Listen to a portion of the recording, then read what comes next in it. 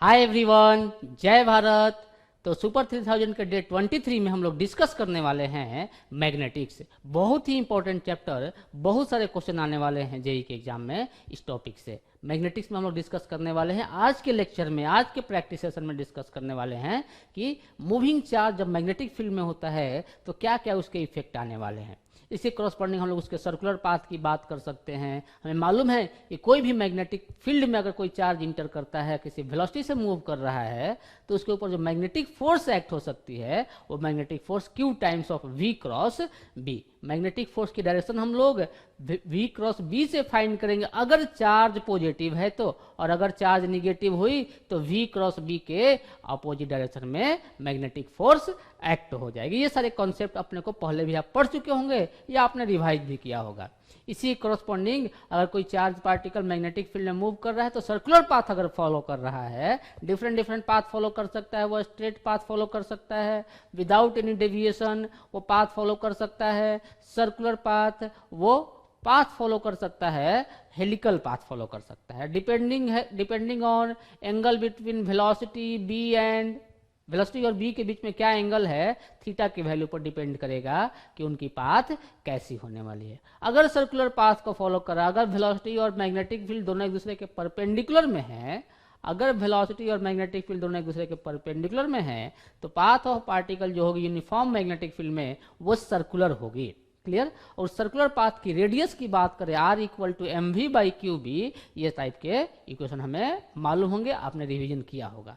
तो question start करने से पहले मैं एक बार पॉइंट जो भी इस टॉपिक में आने वाले हैं, जनरल पॉइंट्स, उन सारे पॉइंट्स को एक बार मैं डिस्कस कर लूँ। तो जो पॉइंट अपने पास आने वाले हैं, एक तो आने वाला है कि किसी भी मूविंग चार्ज को अगर मैग्नेटिक फील्ड में रखा जाए तो उसके पास जो मैग्नेटिक फोर्स एक्ट होगी, उसके ऊपर जो मैग्नेटिक फोर्स एक्ट होगी वो magnetic force Q times of V cross B के इक्वल होगी। मैग्नेटिक फोर्स लिखा हुआ है, ये FM जो लिखा है हमने वो डिनोट कर रहा है मैग्नेटिक फोर्स को। FM जो होगा वो Q times of V cross B होगा। सिंस वेक्टर लिख रहे हैं तो Q की साइन के साथ पुट करनी होगी। Q अगर पॉजिटिव है तो प्लस Q लिखना होगा, और अगर Q निगेटिव है तो माइनस Q लिखना होगा। या फिर मैग्नीट्यूड फाइंड कर ले, अलग से डायरेक्शन फाइंड कर ले हम लोग V क्रॉस B से हम लोग डायरेक्शन फाइंड करने जाएंगे। अगर चार्ज पॉजिटिव हुई तो V क्रॉस B का डायरेक्शन होगा, और अगर चार्ज निगेटिव हुई तो V क्रॉस B के अपोजिट डायरेक्शन में मैग्नेटिक फोर्स होगा। अगर चार्ज पार्टिकल मैग्नेटिक फील्ड में सर्कुलर पाथ फॉलो कर रहा है तो रेडियस की जो वैल्यू होगी वो mv/qb होगी, जहां m उस चार्ज पार्टिकल की मास, v इसकी वेलोसिटी, q उसकी चार्ज की वैल्यू और b यूनिफॉर्म मैग्नेटिक फील्ड है। क्लियर। इसी कॉरस्पॉन्डिंग mv जो है मैग्नेटिक, mv जो है मास इनटू वेलोसिटी, मोमेंटम है, तो मोमेंटम की मैग्नीट्यूड p लिख दिया हमने, और मोमेंटम को हम लिख सकते हैं √2m काइनेटिक एनर्जी। मोमेंटम और काइनेटिक एनर्जी के बीच में तो रिलेशन मालूम है अपने को, तो √2mk/qb कर दिया। और काइनेटिक एनर्जी को किसी चार्ज पार्टिकल की बात कर रहे हैं तो चार्ज पार्टिकल की जो काइनेटिक एनर्जी को हम लोग ऐसे भी डिफाइन कर सकते हैं कि किसी चार्ज Q को अगर V पोटेंशियल से, ध्यान देंगे यहाँ पर जो ये V लिखा गया है, ये V जो है वो पोटेंशियल है, ये V जो है वो पोटेंशियल डिफरेंस है, ये पोटेंशियल डिफरेंस है। किसी चार्ज पार्टिकल Q को अगर V पोटेंशियल डिफरेंस से एक्सेलरेट कराया जाएगा तो उसकी जो काइनेटिक एनर्जी आएगी वो Q इंटू V हो जाएगी, डिवाइड बाई QB तो है ही। जो सिंस सर्कुलर पाथ फॉलो करेगा तो सर्कुलर पाथ की मोशन के लिए जो टाइम पीरियड होगी वो 2πm/qb आ जाएगी, और जो एंगुलर फ्रीक्वेंसी की वैल्यू होगी वो qb/m होगी, या एंगुलर वेलोसिटी जो होगी वो qb/m हो जाएगी। ये कॉन्सेप्ट क्लियर है। अगर चार्ज पार्टिकल इलेक्ट्रिक फील्ड में इंटर करता है तो उसके ऊपर जो इलेक्ट्रिकल फोर्स एक्ट होती है, आपको मालूम है कि Q इंटू E के इक्वल एक्ट होगी। क्लियर है। सिंस मैग्नेटिक फोर्स जो डिफाइन किया गया, ध्यान दें, Q times of V cross B, यानी कि हमेशा ही वेलोसिटी के परपेंडिकुलर होने वाला है magnetic force. Magnetic force velocity के परपेंडिकुलर, और जिधर वेलोसिटी होगी पार्टिकल की डिस्प्लेसमेंट तो उधर ही होगी। इसका मतलब मैग्नेटिक फोर्स डिस्प्लेसमेंट के भी परपेंडिकुलर है, और अगर डिस्प्लेसमेंट के परपेंडिकुलर है तो work done by magnetic force zero होगा, क्योंकि वर्क डन कैसे डिफाइन किया गया है, वर्क डन डिफाइन किया जाता है फोर्स डॉट डिस्प्लेसमेंट, और डिस्प्लेसमेंट और फोर्स के बीच का एंगल 90 डिग्री है तो उनका डॉट प्रोडक्ट जीरो हो जाएगी। Since work done by magnetic force zero, इसका मतलब मैग्नेटिक पावर भी पूछी जाएगी, वो भी जीरो होगी, पावर ऑफ मैग्नेटिक फोर्स कितनी हो जाएगी, सिंस वर्क डन ही जीरो है तो पावर ऑफ मैग्नेटिक फोर्स भी जीरो ही होगी। क्लियर है क्या आपने को concept, power of magnetic force zero होगी। अगर मान लीजिए कि जो चार्ज पार्टिकल को हमने नेक्स्ट पॉइंट की बात करें, अगर चार्ज पार्टिकल को हमने जो मैग्नेटिक फील्ड में थ्रो किया हुआ है वो मैग्नेटिक फील्ड की लेंथ सफिशियंट नहीं है, उसकी लेंथ उस जो रेडियस ऑफ सर्कल हो सकते हैं उससे कम ही हो, तो उस केस में जो एंगल ऑफ डेविएशन आएगी थीटा की value sine inverse X divide by R हो जाएगी, जहां पर एक्स जो है वो मैग्नेटिक फील्ड की लेंथ है, मैग्नेटिक फील्ड की लेंथ है ये वाली एक्स, अगर एक्स की वैल्यू आर से कम है तो। अगर पार्टिकल हेलिकल पाथ को फॉलो कर रहा है, हेलिक्स को फॉलो कर रहा है, तो उसकी जो पिच की वैल्यू, पिच को कैसे डिफाइन किया गया है, पिच का मतलब जो स्प्रिंग होती है एक सर्कल से दूसरे सर्कल के बीच की डिस्टेंस, तो एक सर्कल से दूसरे सर्कल में जो डिस्टेंस है उसी को पिच बोल रहे हैं। डिफाइन किया गया है कि वन टाइम पीरियड में वो चार्ज पार्टिकल कितना डिस्टेंस एडवांस हो जा रहा है, कितना डिस्टेंस आगे चला जा रहा है एक टाइम पीरियड में, उसी को हम लोग पिच बोलते हैं। और आपको मालूम होगा कि पिच को डिफाइन किया गया है कि पैरेलल वाली वेलोसिटी इनटू टाइम पीरियड। किसके पैरेलल वाली वेलोसिटी, मैग्नेटिक फील्ड के पैरेलल वाली वेलोसिटी इनटू टाइम पीरियड।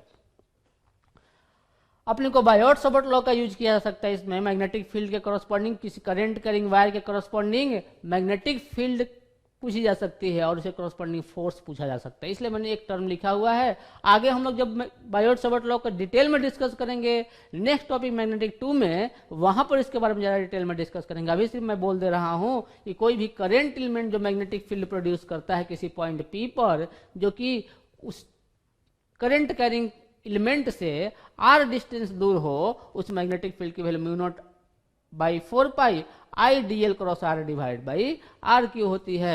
इसी को हम लोग बायोट-सावर्ट लॉ बोलते हैं। तो ये सारे कॉन्सेप्ट आ सकते हैं अपने पास, ये सारे कॉन्सेप्ट इस टॉपिक में आ सकते हैं। ज़्यादातर हम लोग यूज करेंगे, ये वाला कॉन्सेप्ट भी यूज करेंगे, ये वाले कॉन्सेप्ट भी यूज करेंगे। ये वाला बहुत ही ज़्यादा इंपॉर्टेंट कॉन्सेप्ट और ये वाला मैग्नेटिक फोर्स जो होती है, इसी के ऊपर ज़्यादातर क्वेश्चन हम लोग आज के लेक्चर में डिस्कस करेंगे। जो कि क्वेश्चन मोस्टली क्वेश्चन वैसे ही डिस्कस करेंगे, या तो आ चुके हैं या जिसे आए हुए उसी के रिलेटेड कुछ क्वेश्चन हम लोग डिस्कस करने वाले हैं। क्लियर? तो स्टार्ट करते हैं कि मैग्नेटिक्स 1 में कि कोई भी मूविंग चार्ज किसी मैग्नेटिक फील्ड में क्या फोर्स होती है, क्या रेडियस होती है, कैसे कैसे क्वेश्चन पूछे जा सकते हैं, इसका डिस्कशन करते हैं। तो आप अच्छे से समझेंगे इस टॉपिक को, और प्रॉब्लम जो भी लिखा जा रहा है आप पहले खुद से अटेम्प्ट करें।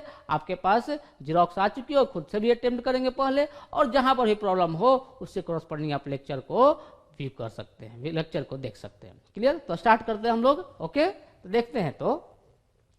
तो डिस्कस करते हैं हम लोग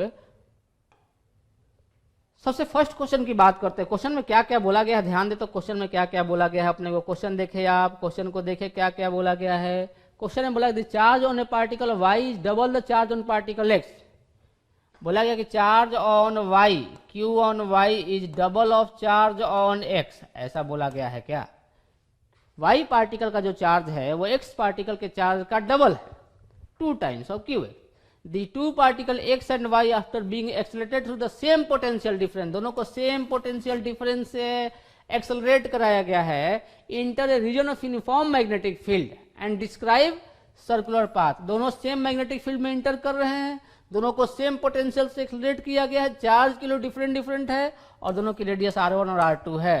तो ratio of mass of x to the mass of y, यानी कि mass of x divide by mass of y क्या होगी, ये पूछा गया है। सिंपल सा कॉन्सेप्ट हो गया। अपने को रिलेशन क्या मालूम होनी चाहिए, रेडियस और काइनेटिक एनर्जी या पोटेंशियल डिफरेंस में मास के साथ किस तरह से वेरी करती है रेडियस, ये रिलेशन होनी चाहिए। रेडियस की वैल्यू क्या होती थी आपको याद है क्या?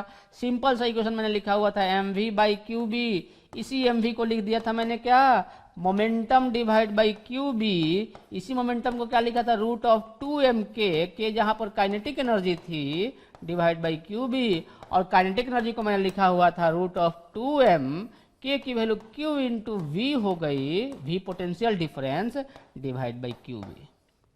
चार्ज पार्टिकल क्या क्या डिफरेंस, ध्यान दें, सेम क्या क्या है, मैग्नेटिक फील्ड सेम है, मैग्नेटिक फील्ड क्या सेम है चार्ज पार्टिकल्स के लिए, हाँ ये वाला सेम है, इसको हटा दिया जाए। क्या सेम पोटेंशियल डिफरेंस से एक्सेलरेट किया गया, हाँ इसको भी हटा दिया जाए क्योंकि तो सेम हो गया। इसका मतलब रेडियस किसके प्रोपोर्शनल हो गई, रेडियस की मैं बात करूं तो रेडियस प्रोपोर्शनल हो गई root of Q M divide by Q के प्रोपोर्शनल हो गई, इसका मतलब root of M by Q के प्रोपोर्शनल हो गई। तो क्या लिखे हम लोग, R1 बाई R2 लिखते हैं। R1 बाई R2 क्या हो जाएगा, R1 क्या हो जाएगा, रूट ऑफ, R1 किसका रेडियस है, x का रेडियस है ना, x का रेडियस है, तो mass of x divide by Q of x, और सेकेंड R2 का लिखेंगे तो mass of y into Q of y, ऐसा आएगा। देखो इसको सॉल्व कर लिया जाए, रूट ऑफ q का रेशियो दिया गया है q ऑफ y, ध्यान दिया जाए यहाँ पर, q of y divide by q of x को क्या लिख सकते हैं हम लोग, q of y divide by q of x को 2 लिख सकते हैं क्या, q of y divide by q of x, ये मास of x divide by mass of y हो गई, और ये 2 हो गया। स्क्वायर कर दिया जाए दोनों साइड, तो 2 times of mass of x divide by mass of y equal to R1 square by R2 square. तो क्या mass of x divide by mass of y मालूम हो गई, mass of x divide by mass of y जो हो जाएगी R1 square divide by 2 times of R2 square, option number C हो जाएगा अपने पास। क्लियर है क्या? नेक्स्ट प्रॉब्लम डिस्कस किया जाए। बोला गया है proton of mass m and charge E, same ही टाइप का क्वेश्चन है, मोस्ट ऑफ द प्रॉब्लम हम लोग इसी के ऊपर सॉल्व करने वाले हैं। A proton of mass m and charge E is moving in a circular orbit in a magnetic field with energy 1 mega electron volt. ठीक है, एनर्जी दे दी गई, इसका मतलब कौन सी एनर्जी दी गई है, काइनेटिक एनर्जी दी गई है। What should be the energy of alpha particle so that it revolve in the path of same radius? जो रेडियस प्रोटॉन के है वही रेडियस अल्फा पार्टिकल की भी होनी चाहिए। इसके लिए अल्फा पार्टिकल की एनर्जी क्या होनी चाहिए, radius of alpha particle equal to radius of proton. Radius of alpha particle क्या लिखेंगे, रेडियस को हम लोग काइनेटिक एनर्जी के टर्म में लिख सकते हैं क्या, रूट ऑफ 2m के डिवाइडेड बाई क्यू बी, यही इक्वेशन थी क्या अपने पास, उस इक्वेशन को यूज किया जाए। क्या लिखूंगा, root of 2 times of mass of alpha particle into kinetic energy of alpha particle divide by charge of alpha particle, magnetic field तो सेम रखना है, equal to root of 2 times of mass of proton into kinetic energy of proton divide by Q of proton into magnetic field. क्या magnetic field cancel out हो गई, क्या 2 cancel out हो गया, solve कर लिया जाए। यहाँ से ध्यान दें, गलती नहीं करेंगे कि स्क्वायर रूट को स्क्वायर रूट से कैंसिल करा दें। दोनों साइड स्क्वायर कर लेते हैं पहले, तो mass of alpha particle into kinetic energy of alpha particle divide by Q times of alpha. Alpha का काइनेटिक एनर्जी, अल्फा की चार्ज कितनी, अल्फा पार्टिकल की चार्ज कितनी, चार्ज दिया गया है +2e, इसका मतलब +2e का square equal to mass of proton into kinetic energy of proton divide by charge of proton E square. क्या सॉल्व कर लेंगे हम लोग, kinetic energy of alpha particle find करनी है अपने को। क्या हो जाएगी, ध्यान दे, ये ई स्क्वायर कैंसिल आउट हो जाएगा, ये इधर multiply 4 times of mass of proton into kinetic energy of proton divide by mass of alpha particle. Value put करते हैं, मास ऑफ अल्फा पार्टिकल 4m दी गई है, और मास ऑफ m जहां पर क्या है, m जो है मास ऑफ प्रोटॉन है, तो ये वाला कैंसिल करा सकते हैं। 4 times of mass of proton divide by mass of alpha particle, नीचे में 4 हो जाएगी, और ये काइनेटिक एनर्जी ऑफ प्रोटॉन हो जाएगी। क्या 4 से 4 कैंसिल आउट हो जाएगी, क्या काइनेटिक एनर्जी ऑफ प्रोटॉन ही आ जाएगी। इसका मतलब जितनी काइनेटिक एनर्जी प्रोटॉन की थी उतना ही काइनेटिक एनर्जी अल्फा पार्टिकल का भी रखेंगे तो रेडियस सेम ही फॉलो करेगा। इसका मतलब आंसर क्या हो जाएगी अपने पास, आंसर 1 मेगा इलेक्ट्रॉन वोल्ट ही हो जाएगी। Concept clear. Next problem discuss करते हैं हम लोग। डाउट है किसी को, कोई भी डाउट नहीं, डायरेक्टली हमने सॉल्व कर लिया, सिंपली मालूम हो गया। डायरेक्टली यहां से भी सॉल्व कर सकते थे, मास की वैल्यू इसकी 4 टाइम्स है तो 2 बाहर आ जाएगा, तो चार्ज की वैल्यू भी 2 टाइम्स है, 2 कैंसिल आउट हो जाएगा, सेम ही इक्वेशन आ जाएगा। आ रहा है क्या समझ में? डायरेक्टली इतना कुछ कैलकुलेट करने की जरूरत नहीं थी, डायरेक्टली ही लिख सकते थे हम लोग। नेक्स्ट प्रॉब्लम की बात करते हैं हम लोग। क्या क्वेश्चन में बोला गया है, इलेक्ट्रॉन मूव कर रहा है इतनी स्पीड से, इलेक्ट्रॉन की स्पीड अपने को मेंशन की गई है, किस डायरेक्शन में मूव कर रहा है, पॉजिटिव एक्स डायरेक्शन में, यानी कि इस इलेक्ट्रॉन, सबसे पहले तो इलेक्ट्रॉन है, ध्यान देना है, क्यू की वैल्यू इसकी कितनी, -e, कितनी वेलोसिटी वेक्टर है इसकी, वेलोसिटी वेक्टर है इसकी 2 × 10⁵ I cap. In the presence of magnetic field B, B भी दिया गया अपने को, मैग्नेटिक फील्ड दी गई है अपने को यहाँ पर, ये मैग्नेटिक फील्ड वेक्टर दी गई है। The magnitude of force experience by the electron in newton, उसकी मैग्नेटिक फील्ड की, मैग्नेटिक फोर्स की वैल्यू बतानी है अपने को, तो फोर्स लिख लेते हैं। कितनी होती है मैग्नेटिक फोर्स? मैग्नेटिक फोर्स जो होती है वो Q times of V cross B, क्या क्रॉस प्रोडक्ट करने अपने को आता है? हाँ सर, Q तो माइनस ई हो गया सर, और V वेलोसिटी वेक्टर जो हो गई 2 into 10 to the power 5 I cap cross B vector I cap plus 4j cap minus 3k cap.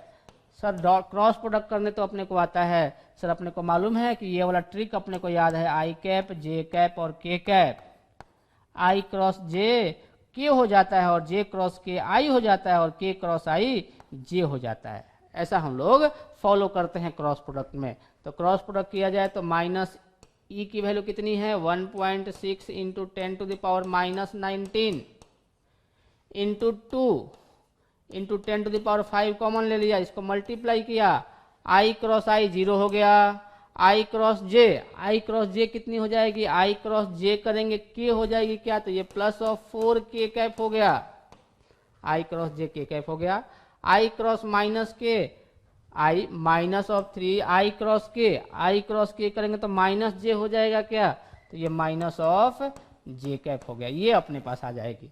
Solve करेंगे कितनी आ जाएगी? Minus of 3.2 into 10 to the power 19 और 5 माइनस ऑफ 14 हो गई, और ये कितना हो जाएगा? 4k cap plus of 3j cap. अगर वेक्टर में पूछी जाती तो इतनी, लेकिन अपने को मैग्नीट्यूड पूछी गई है, तो मैग्नीट्यूड ऑफ फोर्स क्या हो जाएगी? इसी का हमें स्क्वायर करके ऐड करना होगा, तो ये तो मैग्नीट्यूड उतनी ही रह जाएगी 3.2 into 10 to the power minus 14, बचेगा क्या? इसका मैग्नीट्यूड, और इसका मैग्नीट्यूड आएगा कितना? ये तो 5 आएगी। सॉल्व करेंगे कितनी हो जाएगी? 3.2 इंटू 5 16 हो जाएगी, 16 into 10 to the power minus 14, और भी सिंप्लीफाई करें तो 1.6 into 10 to the power minus 13 newton आ जाएगी। कैलकुलेशन करना है सिर्फ, ज़्यादा कोई प्रॉब्लम है नहीं। जेई में ये भी क्वेश्चन आ चुकी है, आप देख सकते हैं कितनी इजी प्रॉब्लम है। तो ऑप्शन जो आ जाएगा अपने पास 1.6 into 10 to the power minus of 13 newton. Clear? Next problem discuss करें हम लोग। नेक्स्ट प्रॉब्लम बोला जा रहा है अपने को, एक लॉन्ग स्ट्रेट वायर दी गई, ठीक है, ये स्ट्रेट वायर लॉन्ग दी गई है जो कि आई करंट कैरी करे, ठीक है। अगर ये करंट आई कैरी कर रही है तो क्या मैं मैग्नेटिक फील्ड ड्रॉ कर सकता हूं? इसका कैसे मैग्नेटिक फील्ड की डायरेक्शन फाइंड करेंगे? मैग्नेटिक फील्ड की जो इक्वेशन हमने लिखी हुई थी वो क्या लिखी हुई थी हमने? मैग्नेटिक फील्ड की equation, magnetic field Biot Savart law किसी भी करंट एलिमेंट के corresponding mu naught by 4 pi I D L cross R by R cube होती थी। हमें इससे मालूम चला कि I D L cross R से हम लोग मैग्नेटिक फील्ड की डायरेक्शन को फाइंड कर सकते हैं। तो ये आई डी एल है और आर किधर है? कोई भी पॉइंट ये है तो I D L cross R किधर आएगा? अंदर की तरफ। तो इस पॉइंट में मैग्नेटिक फील्ड अंदर, और कोई पॉइंट इधर का काउंट करते तो I D L cross R बाहर की तरफ आ जाती। तो ये वाला पॉइंट जो है मैग्नेटिक फील्ड इधर आएगी और इन साइड में मैग्नेटिक फील्ड अंदर की तरफ होगी। इस वाले राइट साइड में मैग्नेटिक फील्ड अंदर की तरफ। अब ये चार्ज पार्टिकल इधर जा रहा है, तो किसी भी चार्ज पार्टिकल के ऊपर जो फोर्स एक्ट होती है वो कितनी एक्ट होती है? Q times of V cross B। तो V इधर है और B अंदर की तरफ, तो V क्रॉस B करेंगे तो मैग्नेटिक फोर्स जो आ जाएगा वो ऊपर की तरफ आ जाएगा क्या? F of magnetic. तो मैग्नेटिक फोर्स मालूम चल गया किस डायरेक्शन में, तो किधर आ जाएगा? Opposite to OX। OX किधर है? इधर नहीं। एलोंग OX नहीं, अपोजिट टू OY नहीं, एलोंग OY क्या? OY के डायरेक्शन में, J डायरेक्शन में ही तो आ रहा है, Y एक्सिस के एलोंग। तो D ऑप्शन हो जाएगा अपने पास। तो इस टाइप से प्रॉब्लम को सॉल्व कर सकते, बहुत ही सिंपल सा क्वेश्चन। नेक्स्ट प्रॉब्लम डिस्कस करते हैं आगे हम लोग। ओके, इस प्रॉब्लम को डिस्कस करते हैं। क्वेश्चन में क्या बोला गया है कि एक इलेक्ट्रॉन दिया गया है, मास दी गई है, चार्ज दी गई है, experiences no deflection is subjected to an electric field and a magnetic field of 2। इतनी मैग्नेटिक फील्ड की स्ट्रेंथ दी गई है अपने को, इलेक्ट्रिक फील्ड की स्ट्रेंथ दी गई है। जब ये दोनों फील्ड एक्ट हो रहे हैं उस इलेक्ट्रॉन के ऊपर, इसके करस्पॉन्डिंग जो फोर्स लग रहे हैं उसे करस्पॉन्डिंग उनके उस इलेक्ट्रॉन के ऊपर कोई भी फोर्स एक्ट नहीं हो, क्योंकि कोई भी डिफ्लेक्शन सब्जेक्ट नहीं हो रहा है, कोई भी without any deflection. Both the field are normal to the path of electron and to each other. Clear, दोनों फील्ड एक दूसरे के परपेंडिकुलर भी हैं और दोनों चार्ज पार्टिकल जो इलेक्ट्रॉन है उसके मोशन के भी परपेंडिकुलर हैं। क्लियर है। If the electric field is removed then the electron will revolve in a orbit of radius. ठीक है, तो पहले तो नेट फोर्स जीरो है, इसका मतलब नेट फोर्स जीरो, इसका मतलब मैग्नेटिक फोर्स और इलेक्ट्रिक फोर्स दोनों एक दूसरे को बैलेंस कर रहे होंगे। क्या मैग्नीट्यूड वाइज दोनों इक्वल हो जाएंगे, इलेक्ट्रिक फोर्स और मैग्नेटिक फोर्स। मैग्नेटिक फोर्स क्या लिखेंगे, Q into V cross B equal to electrical force क्या लिखेंगे, Q into electric field. Charge दोनों कैंसल आउट हो जाएगा, क्या दोनों की मैग्नीट्यूड की मैं बात करूंगा, दोनों मैग्नीट्यूड वाइज इक्वल होंगे, दोनों मैग्नीट्यूड वाइज इक्वल होंगे। वेलोसिटी दी गई है, नहीं दी गई है। मैग्नेटिक फील्ड दी गई है, V क्रॉस B कर लेते हैं, कितनी आ जाएगी, VB साइन थीटा, थीटा की वैल्यू 90 डिग्री है, VB साइन ऑफ 90 डिग्री हो गई, क्योंकि वेलोसिटी और B के बीच का एंगल 90 डिग्री और इलेक्ट्रिक फील्ड के मैग्नीट्यूड के इक्वल हो जाएगा। B दी गई है, वेलोसिटी की वैल्यू मालूम हो जाएगी, E डिवाइड बाई B, ये डायरेक्टली ही यूज कर सकते थे अगर आपने अच्छे से ये टॉपिक रिवाइज किया है, तो वेलोसिटी की वैल्यू E बाई B होती थी। E की वैल्यू कितनी दी गई है, 3.2 इंटू 10 टू द पावर 5 और B की वैल्यू दी गई है 2 इंटू 10 टू द पावर -3, तो वेलोसिटी जो हो जाएगी 1.6 into 10 to the power 8 metre पर सेकेंड, इतनी वेलोसिटी आ जाएगी उसके पास। क्लियर। आगे बोला गया कि अगर इस इलेक्ट्रिक फील्ड को रिमूव कर दिया जाए तो जो पाथ फॉलो करेगा वो सर्कुलर पाथ फॉलो करेगा, क्योंकि वेलोसिटी वेक्टर और मैग्नेटिक फील्ड जो है दोनों एक दूसरे के परपेंडिकुलर हो जाएंगे, तो रेडियस की वैल्यू जो हो जाएगी वो mv बाई क्यूबी हो जाएगी। m की वैल्यू मालूम है अपने को 1.6 into 10 to the power -19, velocity अपने को मालूम है कितनी, वो 1.6 into 10 to the power 8 divide by charge मालूम है। अच्छा, मास की वैल्यू अलग लिख दिया हमने, गलत लिख दिया यहाँ पर, मास चार्ज लिख दिया हमने यहाँ पर तो मास लिखना है ना, वो कितनी है 9.1 into 10 to the power -31 m into velocity divide by q 1.6 into 10 to the power -19 into b जो है वो 2 into 10 to the power -3 tesla है, weber per metre square. Clear. Solve करेंगे, 1.6 खा गया, कितनी हो जाएगी ये 9.1 इंटू 10 टू द पावर, ये कितना हो जाएगा 31 है और 8 है, ऊपर गया 19, तो -12 प्लस ऑफ 8 डिवाइडेड बाई 2 और प्लस ऑफ 3 भी हो जाएगी। सही है। सॉल्व करेंगे तो कितनी आ जाएगी, देखो तो सॉल्व करेंगे तो 9.1 इंटू 10 टू द पावर कितनी हो जाएगी, 8 प्लस 3 11, 10 टू द पावर -1 बचेगा डिवाइड बाई 2। सही है क्या। सॉल्व करेंगे इसको और भी तो 9.1 डिवाइड बाई 20 हो जाएगी, 91 डिवाइड बाई 200 हो जाएगी, 91 का मतलब 40 कितनी हो जाएगी, 91 बाई 2 कितनी हो जाएगी 45.5 डिवाइड बाई 100। इसको और भी सिंप्लीफाई करें तो कितनी हो जाएगी 100 से डिवाइड कर रहे हैं, 100 से डिवाइड करें तो 0.45 मीटर टाइप की आ जाएगी, 0.45। सी ऑप्शन जेई में ये भी क्वेश्चन पूछे जाते हैं कि सिर्फ और सिर्फ कैलकुलेशन की बात की जा रही है कि कैसे आप लोग कैलकुलेट, फार्मूला तो सिर्फ सेम ही है कि मैग्नेटिक फोर्स कोई डिफ्लेक्शन नहीं हो रहा है और मैग्नेटिक फोर्स भी एक्ट हो रहा है, इलेक्ट्रिकल फोर्स भी एक्ट हो रहा है, यानी कि दोनों फोर्स एक दूसरे को बैलेंस कर रहे होंगे। तो यहाँ से हमने वेलोसिटी की इक्वेशन फाइंड कर ली, वेलोसिटी की वैल्यू फाइंड कर ली, और रेडियस जो होती है वो mv बाई क्यूबी होती है। जब इलेक्ट्रिकल फील्ड को बाहर करेंगे तो सिर्फ मैग्नेटिक फोर्स एक्ट होगी और पार्टिकल के पास वेलोसिटी और मैग्नेटिक फील्ड दोनों एक दूसरे के परपेंडिकुलर हैं, इसका मतलब पाथ जो होगा पार्टिकल का वो सर्कुलर होगा, path of particle will be circular. Next question की बात करें, बोला गया इलेक्ट्रॉन की ही बात की जा रही, फिर से इलेक्ट्रॉन दिया गया अपने को, move through uniform magnetic field, magnetic field uniform दी गई है, ध्यान देंगे मैग्नेटिक फील्ड दी गई इतनी, clear. At a particular instant the electron has velocity, electron की वेलोसिटी भी मेंशन कर दी गई और मैग्नेटिक फोर्स भी दे दी गई। क्या सेम ही क्वेश्चन हो गया, क्या मैग्नेटिक फोर्स क्या लिखेंगे हम लोग, मैग्नेटिक फोर्स लिखते हैं Q times of V cross B तो क्रॉस प्रोडक्ट करना है। क्यू जो है सिंस वेक्टर इक्वेशन लिख रहे हैं इसलिए क्यू को अपने को साइन के साथ पुट करना है। इलेक्ट्रॉन दिया गया है, इसका मतलब निगेटिव चार्ज है। मैग्नेटिक फोर्स कितनी है ध्यान दिया जाए, 6.4 इंटू 10⁻⁻19 के कैप। क्यू को लिख देता हूं -1.6 इंटू 10⁻⁻19 इंटू वेलोसिटी वेक्टर कितनी है 2i cap plus 4j cap v cross b। b कितनी दी गई है, bx कॉमन लेता हूं, bx i कैप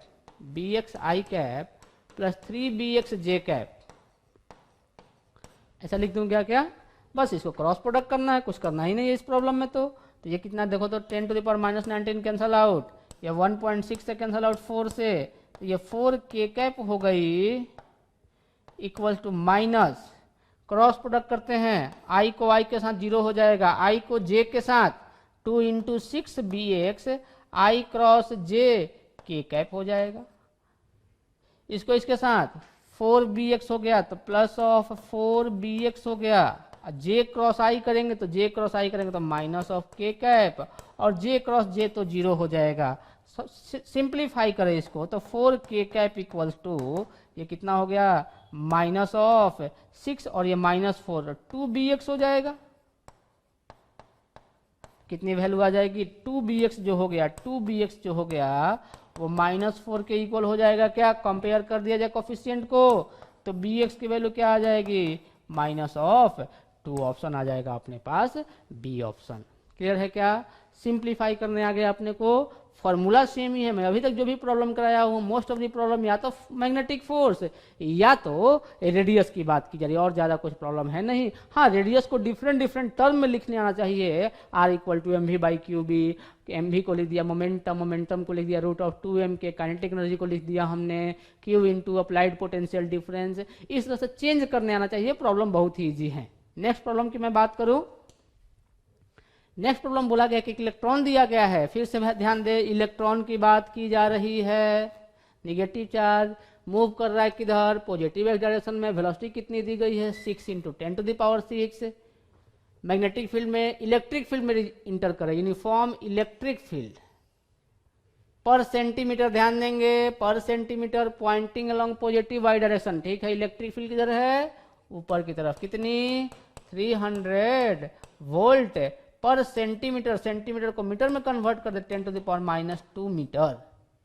क्लियर, तो कितनी हो जाएगी ये देखो 3 इंटू 10⁻4 वोल्ट पर मीटर, ये इलेक्ट्रिक फील्ड हो गई। The magnitude and direction of the magnetic field set up in this field such that in region such that the electron keep moving along the positive x direction, electron x direction में ही move करना चाहिए। इसका मतलब ध्यान दे electric field ऊपर की तरफ है, जबकि मोशन इलेक्ट्रॉन का किधर होना है पॉजिटिव x की तरफ, ये y डायरेक्शन में है। इसका मतलब इसके ऊपर नेट फोर्स की वैल्यू 0 होनी चाहिए, तभी तो ये पॉजिटिव x में मूव कर सकता है, क्योंकि अगर नेट फोर्स अगर कहीं दूसरी डायरेक्शन में लग जाएगी तो इसका डिफ्लेक्शन हो जाएगा। इसका मतलब इलेक्ट्रिक सिंस चार्ज की बात करें, ध्यान दे चार्ज इलेक्ट्रॉन है, इलेक्ट्रिक फील्ड ऊपर की तरफ, तो फोर्स जो लगेगा इलेक्ट्रिकल फोर्स E इंटू ई नीचे की तरफ, तो मैग्नेटिक फोर्स जो एक्ट होना चाहिए वो किधर एक्ट होना चाहिए ऊपर की तरफ होना चाहिए, मैग्नेटिक फोर्स ऊपर की तरफ होना चाहिए। तो मैग्नेटिक फोर्स और ये दोनों इक्वल होने चाहिए। अब सिंस इलेक्ट्रॉन है अपने पास, इलेक्ट्रॉन है, तो पहले v क्रॉस b के डायरेक्शन में मैग्नेटिक फील्ड आते ही अगर चार्ज पॉजिटिव होता तो, लेकिन चार्ज निगेटिव है तो v क्रॉस b के अपोजिट में वेलोसिटी इधर है। अगर मैग्नेटिक फील्ड में अंदर की तरफ अप्लाई करो तो v क्रॉस b ऊपर आ जाएगा, लेकिन चार्ज निगेटिव है तो नीचे की तरफ फोर्स आ जाती। अगर मान लेता हूं कि फील्ड बाहर की तरफ है तो v क्रॉस b नीचे की तरफ फोर्स आती है अगर चार्ज पॉजिटिव होता, लेकिन चार्ज निगेटिव इसलिए ऊपर की तरफ है, इसलिए मैग्नेटिक फील्ड किधर अप्लाई करना पड़ेगा बाहर की तरफ। इसका मतलब कि कैप डायरेक्शन में प्लस पॉजिटिव जेड डायरेक्शन में या तो ये ऑप्शन होगा या तो ये ऑप्शन होगा। अब मैग्नीट्यूड की बात करनी है, कितनी मैग्नीट्यूड, क्या दोनों बैलेंस होने चाहिए। मैग्नेटिक फील्ड फोर्स की वैल्यू कितनी Q into V sine theta की वैल्यू 1 हो जाएगी, क्योंकि वेलोसिटी और बी के बीच का एंगल 90 डिग्री है। तो लिख लेता हूं मैं कि ई वी बी जो होनी चाहिए वो ई इंटू ई होनी चाहिए। अभी हमने क्वेश्चन सॉल्व किया था कि वेलोसिटी की value E by B type की आती थी, तो यहाँ से बी की वैल्यू आ जाएगी ई बाई वी। ई की वैल्यू मालूम है अपने को 3 इंटू 10⁴ है, और वेलोसिटी मालूम है इसकी हमें 6 इंटू 10⁶ है। सॉल्व करेंगे क्या आ जाएगी, 1/2 इंटू 10⁻⁻² हो गई। सही है। इसको और सिंप्लीफाई करें तो 5 इंटू 10⁻⁻³ टेस्ला आ जाएगी। क्या ऑप्शन क्या हो जाएगा, दोनों ऑप्शन में ध्यान दे, 5 इंटू 10⁻³ टेस्ला, यही है। ये किस डायरेक्शन में, प्लस जे डायरेक्शन में मैग्नेटिक फील्ड होनी चाहिए, तभी ये इलेक्ट्रॉन जो है वो विदाउट डिफ्लेक्शन हमेशा ही इस डायरेक्शन में मूव करते रहेगा। फिर से देख ले, वेलोसिटी इसकी इधर, तो v क्रॉस b, नीचे की तरफ फोर्स आती, अगर पॉजिटिव चार्ज होता लेकिन चार्ज निगेटिव है इसलिए ऊपर की तरफ फोर्स आएगा, ऊपर की तरफ होना चाहिए था, बैलेंस करा दिया हमने, क्वेश्चन सॉल्व हो गया। नेक्स्ट प्रॉब्लम डिस्कस करें हम लोग। क्या बोला कि a particle of charge q and mass m is moving with velocity minus of vi cap towards a large screen placed in the yz plane. ठीक है, एक yz प्लेन में स्क्रीन प्लेस की गई है at a distance d distance पर yz plane में place की गई। तो मान लेता हूँ कि ये x एक्सिस है, ये y एक्सिस है और ये z एक्सिस है। तो yz प्लेन में ये स्क्रीन हो गई। चार्ज पार्टिकल मूव किधर कर रहा है, वो मूव कर रहा है इस डायरेक्शन में। क्लियर है, कितने डिस्टेंस पर है चार्ज पार्टिकल, d डिस्टेंस पर। वेलोसिटी कितनी है, v। चार्ज q है, इसकी मास m दी गई है। If there is magnetic field B equal to B0 के, मैग्नेटिक फील्ड किधर है, बाहर की तरफ, मैग्नेटिक फील्ड किधर है, बाहर की तरफ ये मैग्नेटिक फील्ड है। The minimum value of v, velocity की वैल्यू मिनिमम क्या होनी चाहिए कि पार्टिकल जो है स्क्रीन को हीट ना करे। स्क्रीन को हीट ना करे इसका मतलब क्या, जस्ट जाते सिंस मैग्नेटिक फील्ड सिर्फ है तो मैग्नेटिक फोर्स तो कोई भी काइनेटिक एनर्जी में चेंज नहीं कर सकती क्योंकि उसका वर्क डन 0 होता है। मैग्नेटिक फील्ड जो फोर्स अप्लाई कर सकती है, सिंस मैग्नेटिक फील्ड और वेलोसिटी वेक्टर जो है दोनों एक दूसरे के परपेंडिकुलर है, और परपेंडिकुलर तो पाथ ऑफ पार्टिकल जो होगी वो सर्कुलर होगी। तो इस चार्ज पार्टिकल का पाथ ऐसा होना चाहिए कि ये जस्ट ऐसे टच करते हुए बाहर आ जाए, तो हम लोग बोल सकते हैं कि इसने स्क्रीन को टच नहीं किया। तो उस केस में रेडियस की वैल्यू क्या होनी चाहिए, रेडियस की वैल्यू जो होनी चाहिए ये तो मैक्सिमम ना हो सकता है, इससे ज्यादा नहीं होना चाहिए। अगर रेडियस की वैल्यू d से ज्यादा हो गई तो वो तो हिट कर देगा, इसका मतलब रेडियस जो होनी चाहिए वो d से कम होनी चाहिए। क्लियर, या उसके जस्ट इक्वल होनी चाहिए। तो उस केस में जस्ट टच करते हुए जाएगा। r की वैल्यू mv/qb होती है, ये less than equal to d हो गई। सॉल्व करने आ जाएगी क्या अपने को वैल्यू, ये रेडियस वाला पार्ट समझ में आया, ये रेडियस वाला पार्ट समझ में आया कि रेडियस की वैल्यू यहीं से स्टार्ट कर रहा है ना, तो रेडियस की वैल्यू यहाँ से पाथ बात करेंगे हम लोग। सेंटर इसका कहाँ लाई करेगा, v क्रॉस b, कहीं सेंटर इधर लाई करेगा। तो ये वाले डिस्टेंस तो रेडियस है क्योंकि वेलोसिटी इधर है, इसके परपेंडिकुलर और इसके परपेंडिकुलर, तो रेडियस की वैल्यू d से कम होनी चाहिए। तो वेलोसिटी की तो वैल्यू पूछी गई, तो v की वैल्यू कितनी हो जाएगी, qb0 इंटू d/m। इससे ये वेलोसिटी जो होनी चाहिए, वेलोसिटी की वैल्यू ग्रेटर इक्वल टू नहीं लेसर देन इक्वल टू आ जाएगी। तो v की मिनिमम वैल्यू, v की वैल्यू लेसर देन आई हुई है ना, the minimum value of v for v the particle will not hit the screen, not hit the screen. Minimum value पूछी जा रही है अपने को। मिनिमम वैल्यू क्या होनी चाहिए कि उस स्क्रीन को हीट नहीं करेगा, यहाँ पर मैक्सिमम पूछी जानी चाहिए ना। वेलोसिटी की वैल्यू इससे कम होनी चाहिए, ये मिनिमम नहीं पूछी जानी चाहिए, ये वाला टर्म मैक्सिमम जैसा होना चाहिए। रेडियस की वैल्यू इससे कम होनी चाहिए तभी उसको हीट नहीं करेगा। r की वैल्यू mv/qb लिख दी, ये d से कम होनी चाहिए। तो v की वैल्यू मालूम हो गई अपने को, तो v की वैल्यू मालूम हो गई अपने को कि v की मैक्सिमम वैल्यू जो होगी वो हो जाएगी qb0 d/m। तो इस टाइप से हम लोग प्रॉब्लम को सॉल्व कर सकते हैं। ये मिनिमम नहीं मैक्सिमम होनी चाहिए, वेलोसिटी की मैक्सिमम वैल्यू क्या हो ताकि उसे स्क्रीन को हीट ना कर सके। मिनिमम केस में तो 0 ही वेलोसिटी प्रोवाइड करेंगे, वो जाएगा ही नहीं, वो जाएगा ही नहीं, वेलोसिटी 0 प्रोवाइड करें। मिनिमम कॉन्सेप्ट नहीं होना चाहिए यहाँ पर मैक्सिमम होना चाहिए। यहाँ पर जो लिखना चाहिए अपने को वो मैक्सिमम लिखना चाहिए। What is the maximum value of v, कितनी मैक्सिमम वैल्यू थ्रो किया जाए ताकि उसे स्क्रीन को हीट न कर पाए। क्लियर है क्या? तो इस टाइप से हम लोग प्रॉब्लम को सॉल्व कर सकते हैं। नेक्स्ट प्रॉब्लम डिस्कस किया जाए। नेक्स्ट प्रॉब्लम में क्या बोला गया है देखा जाए तो चार्ज पार्टिकल दिया गया जो कि चार्ज को कैरी कर रहा है, चार्ज की वैल्यू दी गई है अपने को 1 माइक्रोकूलम, पॉजिटिव चार्ज, कुछ नहीं बोला गया, पॉजिटिव चार्ज है। वेलोसिटी दी गई है उसकी, मैग्नेटिक फील्ड दी गई है अपने को, पार्टिकल की फोर्स दी गई है, तो एफ की वैल्यू बतानी है। सिंपल सा क्वेश्चन हो गया। क्या लिखूंगा कि मैग्नेटिक फोर्स जो होगी वो Q times of V cross B, क्या सेम टाइप का प्रॉब्लम है? ऐसे ऐसे क्वेश्चन पूछे जा चुके हैं आपको। मैग्नेटिक फोर्स लिख दिया गया F into 10 to the power -9 equal to Q कितना दिया गया है 10 to the power -6 into velocity vector 2i cap. सिर्फ क्रॉस प्रोडक्ट सिखा रहा है आपको यह प्रॉब्लम, और कुछ नहीं कर रहा है। कितना इजी क्वेश्चन है। क्रॉस बी कर दिया हमने 5i cap plus 3j cap minus of 6k cap into 10 to the power -3। 10 to the power -3 है, 10 टू द पावर -6 है, क्या 10 टू द पावर -9 को खा जाएगा? हाँ सर। एफ वेक्टर कितनी हो जाएगी? क्रॉस प्रोडक्ट या आई कैप है सर, आई कैप को आई कैप के साथ 0 हो जाएगा, आई को जे के साथ, तो 2 इंटू 3। इसको हम लोग ने ऐसा भी सीखा था कि अगर क्रॉस प्रोडक्ट करना है तो आई cap, J cap, K cap ऐसे लिख सकते हैं आप लोग।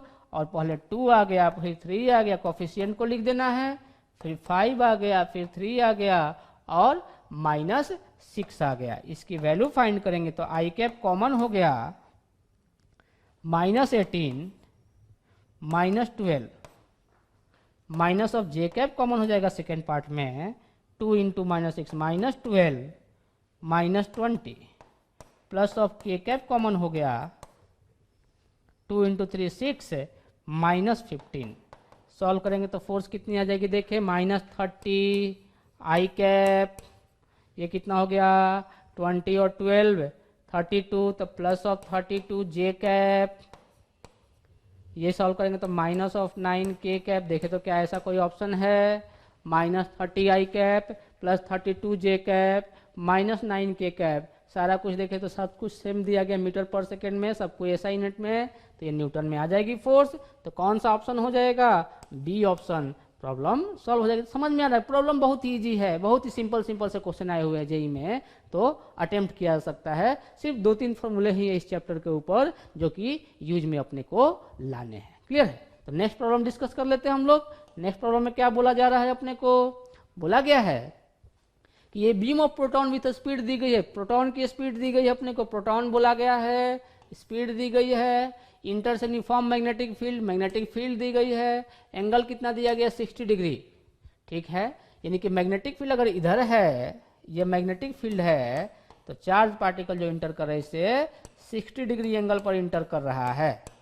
The pitch of the resulting helical path of proton is close to, pitch की वैल्यू फाइंड करनी है, तो इस वेलोसिटी को कंपोनेंट ब्रेक कर दें, पाथ ऑफ पार्टिकल हेलिकल होगी, उस हेलिक्स की जो एक्सिस होगी मैग्नेटिक फील्ड के पैरेलल होगी, यानी कि सर्कुलर पाथ तो फॉलो करेगा लेकिन आगे भी एक्सटेंड होते जाएगा, तो इसकी v पैरेलल हो गई इधर और ये v परपेंडिकुलर। तो v परपेंडिकुलर करस्पॉन्डिंग वो सर्कुलर मोशन और पैरेलल के कारण स्ट्रेट लाइन मोशन, और सर्कुलर और स्ट्रेट लाइन मोशन कंबाइन होगा, उसी को तो हेलिक्स बोल देंगे। तो v पैरेलल कितनी हो जाएगी v cos 60 डिग्री v/2, और परपेंडिकुलर कितनी हो जाएगी v sin 60 डिग्री √3v/2। तो पिच क्या लिखेंगे हम लोग? पिच जो लिखते हैं याद है क्या? Pitch equal to v parallel into time period, और टाइम पीरियड क्या होती है 2πm divided by q into B. Value put कर दे, v पैरेलल कितनी है v/2 है, इंटू टाइम पीरियड कितनी है 2πm/qb। 2 से 2 गायब हो गया, सभी वैल्यू पुट कर देता हूं मैं। पाई को रहने दिया, इंटू मास कितनी है प्रोटॉन दिया गया, प्रोटॉन की मास कितनी होती है? प्रोटॉन की mass 1.67 into 10 to the power -27 kg mass हो गई, पाई हो गई, इंटू वेलोसिटी कितनी दी गई है? उसकी स्पीड दी गई है 4 into 10 to the power 5 divide by Q 1.6 into 10 to the power -19, और बी की वैल्यू दी गई है अपने को 0.3 टेस्ला 0.3। सॉल्व करेंगे आंसर आ जाएगी। सिंप्लीफाई कर लेते हैं तो कितनी वैल्यू आती है देखा जाए तो, सिंप्लीफाई करके ध्यान दे, वैल्यू जो दी गई है अप्रॉक्स वैल्यू कैलकुलेट कर सकते हैं हम लोग। देखो पहले 10 टू द पावर की बात करते हैं हम लोग, ये 10 टू द पावर -19 ऊपर जाएगा, 10 टू द पावर -8 हो जाएगा क्या, और 5 मिल करके 10 टू द पावर -3 बना देगा, तो 10 टू द पावर -3 हो गया, इंटू 4 है, इंटू 1.67 है, 1.67 है, इंटू पाई का मतलब 3.14 डिवाइडेड बाई 1.6 इंटू 0.3। देखो एक जीरो यहाँ से जाएगा डेसिमल, और ये एक पॉइंट यहाँ से जाएगा, ऊपर जाएगा तो 10 टू द पावर 2 हो जाएगा, 10 टू द पावर -3 और 10 टू द पावर 2 मिलकर के 10 टू द पावर -1 बनाएगा क्या, तो 10 टू द पावर -1 इंटू, ध्यान दो ये 4 से ये 4 गायब हो जाएगा जब, सही क्या, तो कितनी हो जाएगी 1.67 इंटू 3.14 डिवाइड बाई 4 इंटू 3। क्या सॉल्व करने आ जाएगा अपने को, सॉल्व किया जाए तो कैसे आ जाएगा, देखो तो सिंप्लीफाई करना होगा अपने को, कितनी वैल्यू आ जाएगी, अप्रॉक्स वैल्यू की मैं बात करूं तो ये वाला अगर कैंसिल कराता हूँ, ये वाला कैंसिल कराता हूँ अप्रॉक्स वैल्यू 0.4 से, और इसको कैंसिल कराता हूँ 1 से अगर, तो कितनी हो जाएगी देखो तो 0.4 इंटू 10 टू द पावर -1, इसका मतलब 0.04 टाइप का आ जाएगा, सही है, इज क्लोज टू, तो इसकी वैल्यू फाइंड कर लेनी है अपने को, ये 0.04 मीटर आ गया, तो फाइनल आंसर क्या हो जाएगा 4 सेंटीमीटर हो जाएगा, तो ऑप्शन डी हो जाएगी। इन दोनों में ध्यान देना पड़ेगा आपको कि एक्चुअल वैल्यू कैलकुलेट करनी पड़ेगी इन दोनों को मल्टीप्लाई करके, तो मल्टीप्लाई में कर दूं क्या एक बार, 3.14 314 और 167 को मल्टीप्लाई कर लेता हूँ, 8 2 9 21 2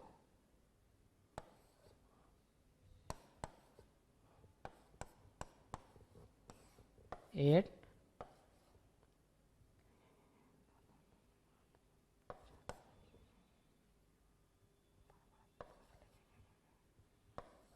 ये हो गया 1 2 3 4 1 2 3 4 5.24 आ रहा है, ओके मैं 5.24 इसको लिखूँ, इसको मैं 5.24 लिखूँ, इसको मैं 5.24 लिखूँ, कितना लिखूँ मैं, इसको लिख देता हूँ 10 टू द पावर -1, ये हो गया 5.244 डिवाइडेड बाई 4 और 3 से, 4 और 3 कितना हो जाएगा 12 हो जाएगा, 1.2 हो जाएगा, 1.2 हो जाएगा, इस 10 टू द पावर -1 को भी हटा देंगे, तो अब क्या करेंगे 5.2 को डिवाइड कर लेंगे हम लोग किससे, 1.2 से, 5.2 को डिवाइड कर लिया 1.2 से, इसका मतलब 52 को 12 से डिवाइड कर लिया, तो 4 से गया ये,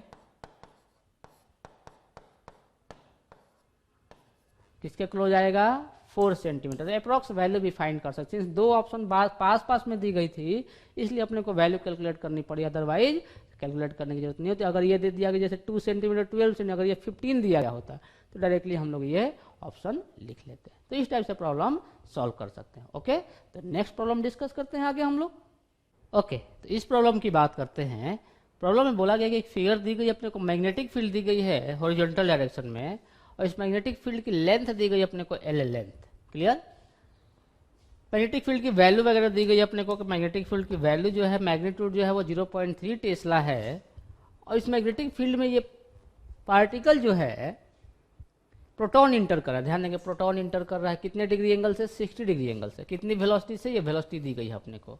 तो ध्यान दे तो क्या होने वाला है, यहाँ पर ऐसा मैग्नेटिक फील्ड लाइन दिया गया है, इतने पार्ट में ये इंटर किया तो वेलोसिटी इस डायरेक्शन में, इस वेलोसिटी के दो कंपोनेंट, इस वेलोसिटी के दो कंपोनेंट हो जाएंगे, एक तो कौन कौन सा कंपोनेंट हो जाएगा, इसका कंपोनेंट मैं लिख दूं, एक तो इस डायरेक्शन में वेलोसिटी और एक इस डायरेक्शन में वेलोसिटी। ध्यान दो ये वाली वेलोसिटी है, v वेलोसिटी है यही, ये वाली एंगल 60 डिग्री है, तो इधर v cos 60 और इधर v sin 60, तो v cos 60 का मतलब v/2 और v sin 60 का मतलब √3v/2, सही ना। ओके, ये कैसा पाथ फॉलो करेगा, ध्यान दें कि जो वेलोसिटी है वो वेलोसिटी इस मैग्नेटिक फील्ड के साथ ना तो 90 डिग्री एंगल बना रहा है ना ही 0 डिग्री एंगल बना रहा है। 90 डिग्री एंगल बनाता तो वेलोसिटी अगर 90 डिग्री एंगल फॉर्म करती मैग्नेटिक फील्ड के साथ, तो उस केस में यहाँ पर जो वो पाथ बनता है वो सर्कुलर पाथ बनता है, या 0 डिग्री एंगल बनाती तो पाथ जो होता है, या 180 डिग्री एंगल होती तो पाथ जो होता है स्ट्रेट लाइन होता है, यहाँ पर एंगल को 60 डिग्री है, तो इस वेलोसिटी के दो कंपोनेंट, एक कंपोनेंट मैग्नेटिक फील्ड के परपेंडिकुलर आ जाएगा √3v/2, तो इस वाले वेलोसिटी के करस्पॉन्डिंग उसका पाथ सर्कुलर मोशन होगा, और ये वाली वेलोसिटी पैरेलल है तो इसके करस्पॉन्डिंग वो स्ट्रेट लाइन मोशन करेगा, यानी कि कंबाइन करेंगे उसके मोशन को, तो उसका पाथ कैसा बनेगा, हेलिक्स बनेगा। इस टाइप से वो हेलिकल पाथ फॉलो करते हुए बाहर आएगा। तो क्वेश्चन में इसी पॉइंट को मेंशन किया गया, इसी पॉइंट के बारे में बोला गया है। magnetic field with a uniform magnetic field of 0.3 Tesla in it and a proton entering the region with velocity इतना दिया गया है, making an angle 60 degree with the field. If the proton completes 10 revolution by the time it cross the region, जब region को cross कराता तो कितना revolution complete कर ले रहा है, 10 रिवोल्यूशन। तो 10 रिवोल्यूशन में कुछ टाइम तो लगेगा ना, 10 रिवोल्यूशन कंप्लीट करने के लिए कुछ टाइम लगेगी उसको, तो वो टाइम कैलकुलेट करेंगे अगर हम लोग, तो एक रेवोल्यूशन के लिए टाइम कितनी, 2πm/qb, तो टोटल टाइम कितना लगा 10 रेवोल्यूशन के लिए, 10 टाइम्स ऑफ 2πm/qb हो जाएगी। क्या सारी वैल्यू मालूम है अपने को, q मालूम है, b मालूम है, m मालूम है, प्रोटॉन की बात की जा रही है। क्लियर। अपने को पूछा गया है कि कितना लेंथ होगा ये, what is the length, l is close to, length की वैल्यू बतानी है, तो l कितना होगा, इस डायरेक्शन में कौन सी वेलोसिटी, v/2, क्या ये कांस्टेंट रहेगी स्पीड की वैल्यू, हाँ सर स्पीड तो कांस्टेंट रहेगा ये, और कितना टाइम लग रहा है, t टाइम, तो 10 × 2πm/qb वैल्यू पुट करना है, आंसर आ जाएगी। v की वैल्यू पुट करते पहले तो ये 2 कैंसिल आउट हो गया, v/2 स्पीड थी, ये 2 कैंसिल आउट हो गया। सॉल्व करेंगे तो क्या हो जाएगी, देखो इसको, v तो कितनी है, 4 × 10⁵ है, इंटू 10 है, इंटू पाई की वैल्यू 3.14, इंटू मास की वैल्यू कितनी है, मास जो दिया गया 1.6 इंटू 1.67 इंटू 10⁻⁻27। देख रहे हैं कि जो क्वेश्चन पूछे गए हैं ज़्यादातर क्वेश्चन सिर्फ कैलकुलेशन वाइज है, फॉर्मूला तो बहुत ही इजी है। क्यू की वैल्यू 1.6 इंटू 10⁻⁻19 और बी की वैल्यू 0.3 टेस्ला दी गई है, इसका मतलब 3/10, 10 को ऊपर लिख देता हूं मैं। सिंप्लीफाई करेंगे इसको, अगर आप सॉल्व करेंगे तो देखेंगे कि आंसर जो आ रही है सी ऑप्शन आ जाएगी, 0.44 मीटर आ जाएगी आंसर। कैसे सर, अप्रॉक्स वैल्यू मैं कैलकुलेट कर सकता हूँ, देखो ये वाला इसको कैंसिल आउट कर देगा लगभग, ये वाला इसको कैंसिल आउट कर देगा लगभग, सही है ना, तो बचेगा क्या 10⁵ और 1 6 और एक 7 हो जाएगा, तो ऊपर जाएगा तो कितना हो जाएगा, 10⁻7 है, ये ऊपर जाएगा तो 19 + 7 26 हो जाएगा, 10⁻27 10⁻1 बचेगा, तो 4 × 10⁻1 0.4 जैसा बचेगा, 0.4 मीटर आ जाएगा। क्लियर है क्या, ऐसे सॉल्व कर सकते हैं, इसको ऐसे कैंसिल करा दिया, बचा क्या 4 × देखो 6 और एक 7 10⁻7, इसका मतलब 10⁻20 बचेगा, प्लस 19 ऐड कर दिया, तो 4 × 10⁻1 बचा, अप्रॉक्स वैल्यू लिख रहा हूं मैं, अप्रॉक्स वैल्यू, तो 4.4 आ गया, 0.4 का 0.4 मीटर आ गया, आंसर हो गई, यही ऑप्शन आ गया। तो एक्चुअल वैल्यू नहीं कैलकुलेट करनी, अपने को क्या अप्रॉक्स वैल्यू भी कैलकुलेट करनी है, सिंस ऑप्शन जो दी गई है वो बहुत ज़्यादा का डिफरेंस हो रहा है, इसलिए हम लोग डायरेक्टली ही सिर्फ अप्रॉक्स वैल्यू कैलकुलेट करेंगे, ये नहीं कि उसमें टाइम वेस्ट कर रहे हैं हम लोग एग्जैक्ट वैल्यू कैलकुलेट करने के लिए। क्लियर। नेक्स्ट क्वेश्चन की मैं बात करूं, क्वेश्चन में बोला गया है एक पार्टिकल दिया गया है जिसकी चार्ज उतनी ही है जितना कि इलेक्ट्रॉन का चार्ज है, यानी कि चार्ज ऑफ पार्टिकल क्यू की वैल्यू ई के इक्वल है, -e के इक्वल है, moves in circular path of radius, radius दी गई, उसकी रेडियस ऑफ सर्कल दी गई है r = 0.5 सेंटीमीटर, 10⁻⁻2 से मल्टीप्लाई कर दिया, और ये होती कितनी है, mv/qb के equal, under the influence of A magnetic field of 0.5 Tesla. क्या फाइंड करनी है अपने को, मास ऑफ पार्टिकल m की वैल्यू फाइंड करनी है, तो m की इक्वेशन क्या आ जाएगी, देखो यहाँ से 0.5 × 10⁻2 इंटू क्यू की वैल्यू 1.6 × 10⁻19, क्वेश्चन में बोला गया है कि इलेक्ट्रॉन के चार्ज के इक्वल ही उसकी चार्ज है, इंटू बी कितना दिया गया है 0.5 टेस्ला डिवाइडेड बाई वेलोसिटी, यही आएगा क्या, R Q B divide by velocity के, तो मास, यानी कि अपने को वेलोसिटी सॉल्व करनी है, तो वेलोसिटी के लिए आगे कुछ बोला गया है, if an electric field of 100 volt per metre makes it to move in a straight path, जब इलेक्ट्रिक फील्ड अप्लाई किया जा रहा है तो मैग्नेटिक फील्ड के साथ साथ एक इलेक्ट्रिक फील्ड भी अप्लाई की जा रही है, तो मैग्नेटिक फोर्स तो एक्ट हो ही रहा है, इलेक्ट्रिकल फोर्स भी एक्ट हो रहा है, और पार्टिकल स्ट्रेट लाइन पाथ को फॉलो करने लग रहा है। इसका मतलब दोनों फोर्स एक दूसरे को बैलेंस कर रहे होंगे, तभी नेट फोर्स जीरो होगी। इसका मतलब मैग्नेटिक फोर्स का मैग्नीट्यूड और इलेक्ट्रिक फोर्स का मैग्नीट्यूड दोनों एक दूसरे को बैलेंस हो रहे हैं, दोनों की वैल्यू इक्वल हो जाएगी। मैग्नेटिक फोर्स कितना लिखेंगे, QVB, और इलेक्ट्रिक फोर्स कितना लिखेंगे, Q इंटू ई। ध्यान देंगे मैग्नीट्यूड को मैंने बैलेंस किया है, Q से Q कैंसिल आउट आ जाएगी, वेलोसिटी की वैल्यू आ जाएगी E divide by B। E की वैल्यू कितनी है, इलेक्ट्रिक फील्ड 100 दिया गया है, B कितना है 0.5, इसका मतलब ये 200 मीटर पर सेकेंड हो जाएगी वेलोसिटी की वैल्यू। सही है, तो वैल्यू पुट कर देते हैं, सॉल्व कर लेते हैं इसको। 0.5 है, 0.5 है तो 25 इंटू 10 टू द पावर -2 आ जाएगा। एक और 10 टू द पावर -2 है, into 1.6 into 10 to the power -19 divided by V की वैल्यू जो आई हुई वो 200 हो गया। 25 से ये कैंसिल आउट करा सकते हैं 8, ये पॉइंट बाहर गया, 10 नीचे आ जाएगा, 8 से ये कैंसिल आउट हो जाएगा 2, तो आंसर क्या आया 2 इंटू 10 टू द पावर -4 कितना हो जाएगा 10 टू द पावर -23, 19 और 4 23, और ये भी ऊपर जाएगा तो -1 एक और हो जाएगा, 2 into 10 to the power -24 kg mass हो जाएगी। तो ऑप्शन दिया गया है क्या ऐसा कोई, 2 into 10 to the power -24 kg final answer आ जाएगी। क्लियर है, तो बहुत ही इजी क्वेश्चन है। मोस्ट ऑफ द प्रॉब्लम जो सॉल्व किया है मैंने, जो क्वेश्चन आ चुके हैं वही क्वेश्चन की मैं बात कर रहा हूँ। तो ज़्यादातर क्वेश्चन क्या है, बहुत ही फॉर्मूला बेस्ड टाइप के क्वेश्चन आ रहे हैं मैग्नेटिक्स से। तो मैग्नेटिक्स बहुत ही इजी चैप्टर है। क्वेश्चन जो पूछे जाएंगे आपको मेंस के एग्जाम में फॉर्मूला बेस्ड टाइप के ही पूछे जाएंगे, थोड़ा बहुत ही वेरिएशन किया जाएगा। जैसे कि नेक्स्ट क्वेश्चन की मैं बात कर लेता हूँ, थोड़ा बहुत इसमें वेरिएशन किया गया था, लेकिन क्वेश्चन उसी टाइप की है। अभी भी बोला गया है कि एक इलेक्ट्रॉन को यहाँ से रिलीज किया गया है, इलेक्ट्रॉन को यहाँ से रिलीज किया गया है, कुछ वेलोसिटी प्रोवाइड की गई इस इलेक्ट्रॉन को कुछ वेलोसिटी प्रोवाइड की गई है यहाँ से, ठीक है। उसकी एनर्जी इनिशियल कितनी दी गई है, 100 इलेक्ट्रॉन वोल्ट दी गई। ध्यान देंगे इलेक्ट्रॉन वोल्ट में एनर्जी लिखी गई है, 1 electron volt 1.6 into 10 to the power -19 joule के इक्वल होती है, और मैग्नेटिक फील्ड में इंटर करती है, और ये मैग्नेटिक फील्ड सिर्फ 2 सेंटीमीटर का लेंथ में ही है, और फाइनली यहाँ से S पॉइंट से इंटर करती है, और इसको डिटेक्ट किया जा रहा है कहाँ पर, Q पॉइंट पर इसको डिटेक्ट किया जा रहा है। क्लियर, तो यहाँ से कुछ डिफ्लेक्ट, मैग्नेटिक फील्ड ने उसको कुछ डिफ्लेक्ट कराया होगा।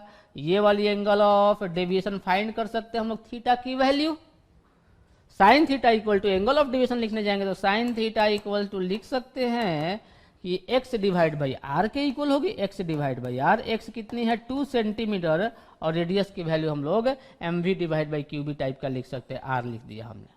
r की वैल्यू कैलकुलेट करनी पड़ेगी अपने को, r कितनी होती है mv बाई क्यूबी, इसको लिख सकते हैं काइनेटिक एनर्जी के टर्म में √2mk डिवाइडेड बाई क्यूबी।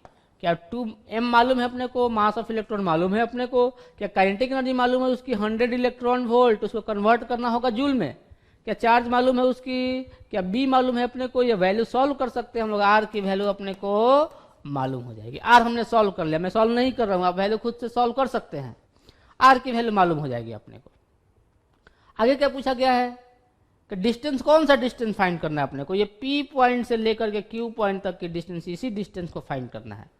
तो ये वाला डिस्टेंस लिख सकते हैं हम लोग, और ये वाला डिस्टेंस भी लिख सकते हैं। ये एंगल थीटा है, इसके बाद तो स्ट्रेट पाथ फॉलो करेगा वो, ये एंगल थीटा है, तो हम लोग लिख सकते हैं कि tan थीटा जो हो जाएगा, अगर इस पॉइंट को मैं नाम दे दूं p q, इस पॉइंट को r हो गया है, s हो गया, इस पॉइंट को t नाम दे देता हूं, तो मैं लिख सकता हूं क्या, ध्यान दे तो कि tan थीटा इक्वल टू यहाँ से r मालूम है तो थीटा मालूम है, tan थीटा इक्वल टू क्या लिखा जा सकता है, देखो तो QT डिवाइडेड बाई, ये लेंथ कितनी आएगी, ये लेंथ कितनी आएगी, टोटल 8 सेंटीमीटर, ये 2 सेंटीमीटर, ये वाला लेंथ 6 सेंटीमीटर आएगा। क्या रेडियस को सेंटीमीटर में पुट करेंगे आप, ये रेडियस को सेंटीमीटर में पुट करेंगे आप, तो tan थीटा मालूम होगा, QT डिवाइड बाई 6, थीटा मालूम है तो क्या QT मालूम हो जाएगी, यहां से यहां तक की लेंथ अपने को मालूम हो गई, Q से T तक की लेंथ मालूम हो जाएगी। ये वाली वैल्यू सॉल्व कर सकते हैं हम लोग। क्लियर, ये वैल्यू सॉल्व करने के बाद मैं लिख रहा हूं डायरेक्ट वैल्यू कि QT की वैल्यू यहां से सॉल्व करने पर जो आती है वो 11.69 टाइप की आती है, 11.69 आती है QT की वैल्यू। अपने पास अभी और हमें तो क्यूपी लेंथ फाइंड करनी है, क्यूपी लेंथ फाइंड करनी है, अपने को क्यूटी नहीं सॉल्व करनी, इतने से आंसर आ जाएगा, इतने से ही आंसर आ जाएगा। सिंस अपने को क्यूपी लेंथ फाइंड करनी है तो क्यूपी होगा कितना, क्यूपी जो होगा वो क्यूटी प्लस टीपी होगा। क्यूटी ही आ गया 11.69, तो उसमें टीपी ऐड करेंगे तो 11 से तो ज्यादा, 11.69 से तो ज्यादा। ऑप्शन में सिर्फ यही ऑप्शन दी गई है, बी ही ऑप्शन आएगा। सॉल्व करके देख लेते हैं हम लोग कि टीपी की वैल्यू कैसे फाइंड करेंगे। ध्यान दिया जाए, अपने पास ये सेंटर, इसका पहले मैं ड्रॉ कर लूं, इसका सेंटर कहीं यहाँ लाई कर रहा होगा, ये एंगल थीटा, तो ये वाला भी एंगल थीटा। अच्छा, ये वाले रेडियस आर, ये टोटल रेडियस आर, ये कितना, ये वाला लेंथ कितना, आर कॉस थीटा हो जाएगा क्या। देखो कैसे, यहां से यहां तक की length R cos theta, R का कंपोनेंट, तो ये वाली लेंथ टीपी लेंथ कितनी होगी, यहां से यहां तक की लेंथ क्या होगी, टोटल लेंथ आर है तो R minus R cos theta. Theta तो सॉल्व किया हुआ है, वैल्यू मालूम हो गई कि टीपी की लेंथ जो होगी, टीपी लेंथ जो होगी वह R into 1 minus cos theta. Value put करेंगे, ये वैल्यू सॉल्व करने पर 1.22 आ रही है, ये वैल्यू सॉल्व करने पर 1.22 आती है, यानी कि फाइनल आंसर जो आ जाएगा 11.69 डी की वैल्यू प्लस ऑफ 1.22। सॉल्व कर लिया जाए 12.91, फाइनल आंसर जो आ जाएगा अपने पास 12.87 ऑप्शन आ जाएगी। क्लियर है क्या। तो सॉल्व करना इजी है, सिर्फ क्या करना था, थोड़ा सा कैलकुलेशन दे दिया था और आपको देखनी थी कि वैल्यू क्या हो सकती थी। सिर्फ ये वैल्यू हमने कैलकुलेट किया, जैसे ही रेडियस सॉल्व किया तो थीटा मालूम हो गई, यहाँ से ये वैल्यू कैलकुलेट कर ली तो अपने को क्यूटी मालूम हो गया। और जब क्यूटी मालूम हो तो इसके बाद आगे सॉल्व करने की जरूरत ही नहीं है, क्योंकि मालूम है कि अगर ये लेंथ क्यूटी है तो डी की वैल्यू तो क्यूटी से ज्यादा ही होगी, 11.69 से तो ज्यादा ही होगी, और 11.69 से ज्यादा ऑप्शन तो सिर्फ यही ऑप्शन है, आंसर जो होगा वो बी ऑप्शन ही हो सकता है। क्लियर है क्या। नेक्स्ट प्रॉब्लम डिस्कस करते हैं हम लोग। क्वेश्चन में क्या बोला गया है, जेई के एग्जाम में ये क्वेश्चन पूछी जा चुकी है, उस केस में यहाँ पर ध्यान दें कि मैग्नेटिक फील्ड को उसने बी जे कैप लिख दिया था, इसलिए ऑप्शन मैच नहीं कर रही थी, मैंने चेंज कर दिया है, यहाँ पर मैग्नेटिक फील्ड को माइनस बी जे कैप लिख दिया है। क्लियर। बोला गया है कि region between Y equal to 0 and Y equal to D contains a magnetic field. ठीक है, वाई इक्वल टू 0 यानी कि एक्स एक्सिस वगैरह की बात हो रही होगी अपने को, एक्स एक्सिस टाइप की बात हो रही है अपने को, ये एक्स एक्सिस हो गया अपने को, ये वाई एक्सिस हो गई, y इक्वल टू 0 तो यही लाइन हो गया, और y इक्वल टू डी ये वाला लाइन हो गया। सही है।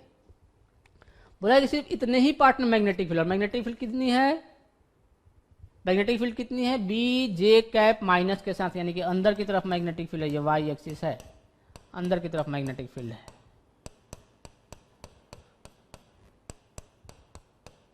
सिर्फ इतने ही पार्ट में मैग्नेटिक फील्ड है, और एक चार्ज पार्टिकल इंटर करता है, क्यू चार्ज जिसकी मास सेम है, कितनी वेलोसिटी से इंटर कर रहा है, वी आई कैप। ओके, अब अपने को मालूम नहीं कहां से इंटर कर रहा है, वो यहां से भी इंटर कर सकता है ऐसे, या वो यहां से भी इंटर कर सकता है।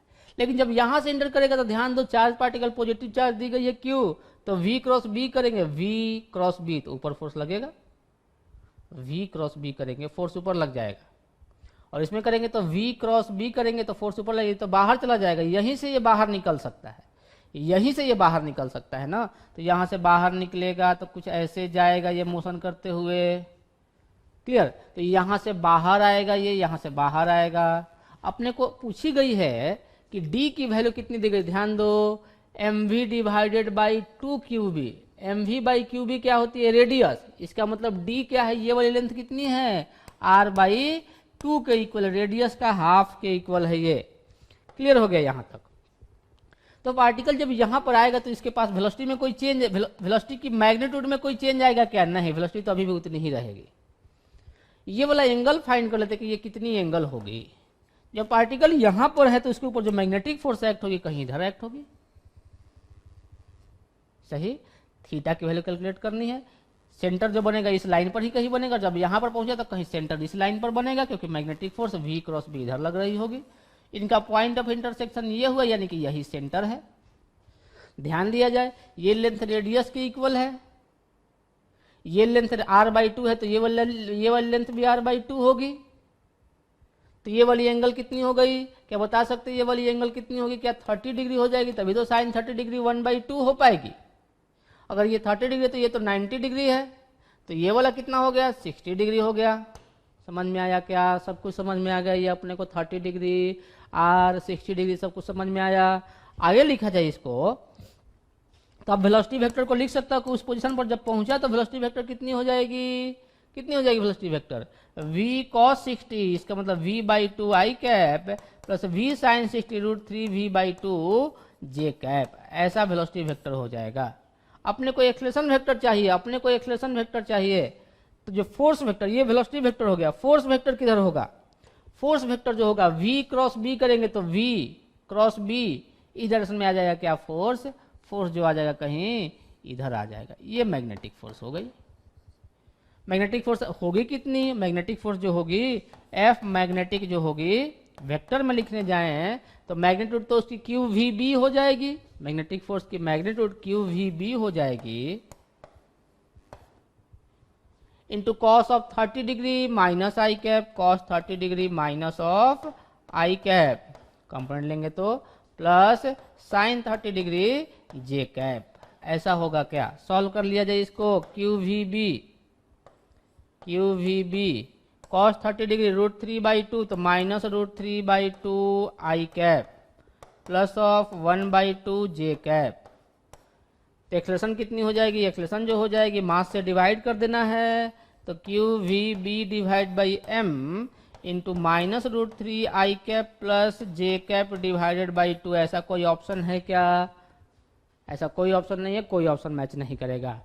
तो अगर हम लोग मैग्नेटिक फील्ड को माइनस बी जे कैप भी कर रहे हैं तो कोई ऑप्शन मैच नहीं कर रहा। आप प्लस बी जे कैप भी करके भी देखेंगे तो कोई भी ऑप्शन मैच नहीं करने वाला है। ये जो अपने को बोनस दी गई थी, ये अपने को क्वेश्चन जो आई थी एनटीए के एग्जाम में, जेईई मेंस के एग्जाम में, ये वाला बोनस में दिया था। कोई भी ऑप्शन मैच नहीं कर रहा था। क्लियर?